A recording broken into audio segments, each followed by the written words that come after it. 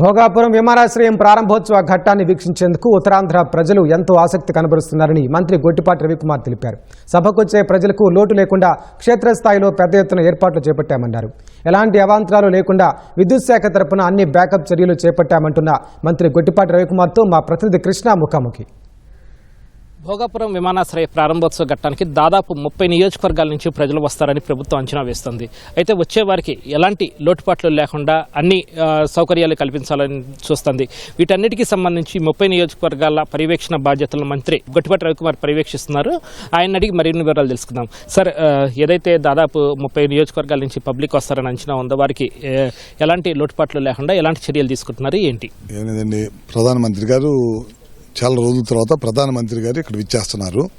ముఖ్యంగా ఈ చుట్టుపక్కల ప్రాంత ప్రజలందరూ కూడా దీంట్లో భాగస్వామ్యం కావాలని చెప్పి కోరుకుంటా ఉన్నారు.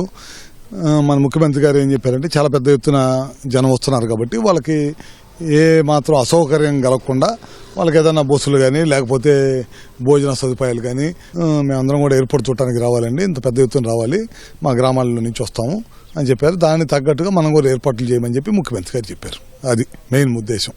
అదే అలాగే విద్యుత్ శాఖ కూడా కీలక పాత్ర విమానాశ్రయం ప్రారంభోత్సవ ఘట్టంలో వాటికి సంబంధించి ఎలాంటి సమీక్ష చేశారు, అలాగే ఎలాంటి ఆదేశాలు అది జారీ చేశారు? మొత్తం బ్యాకప్ పెట్టేసి అంతా కూడా విద్యుత్ సంబంధించి అధికారులందరూ కూడా వచ్చి ఇక్కడ ఇన్ఛార్జీలు వేసాము, అన్ని పర్యవేక్షిస్తూ ఉన్నారు. చాలా పెద్ద ఎత్తున జనం వస్తారు కాబట్టి ఏమాత్రం కూడా చిన్న సమస్య లేకుండా ఉండటం కోసం చాలా పెద్ద ఎత్తున ఇక్కడ విద్యుత్ అధికారులు ఈపీడీఎస్ఎల్ ఎండీ గారు కానీ సిఎండీ గారు కానీ మిగతా అధికారులు అందరూ కూడా వచ్చి ఇక్కడ పర్యవేక్షణ చేస్తూ ఉన్నారు.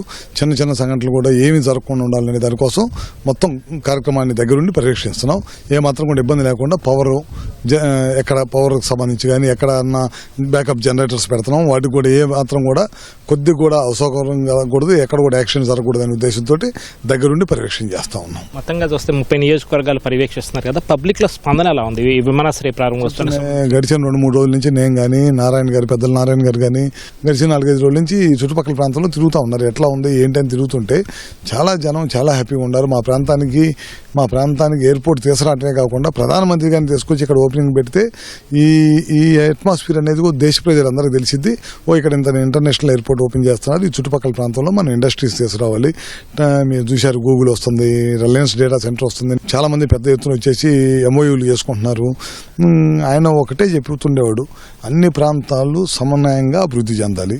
మన క్యాపిటల్ అమరావతి రీజన్లో క్యాపిటల్ డెవలప్ చేస్తున్నారు. ఈ ప్రాంతంలో ఎయిర్పోర్ట్లు, అదేవిధంగా మెట్రో స్టేషన్ తీసుకురావాలని, అదేవిధంగా ఇండస్ట్రీస్ తీసుకురావాలనేది ఒక మంచి ఉద్దేశంతో వెళ్తాం. అదేవిధంగా రాయలసీమ ప్రాంతాల్లో ఇండస్ట్రీస్తో పాటు రెన్యూబుల్ ఎనర్జీ కానీ, సోలార్ కానీ, విండ్ కానీ, పిఎస్పీలు కానీ, బ్యాటరీ స్టోరేజ్లు కానీ ఇవి కూడా చాలా పెద్ద ఎత్తున తీసుకొస్తున్నారు. అట్లానే చిత్తూరు, నాయుడుపేట ఈ చుట్టుపక్కల ప్రాంతాల్లో గత 2014లో మన డివిజన్ అయిపోయిన తర్వాత వేసిన పునాది ఇవాళ వేలాది మందికి ఉద్యోగ అవకాశాలు కలిగినాయి అనమాట.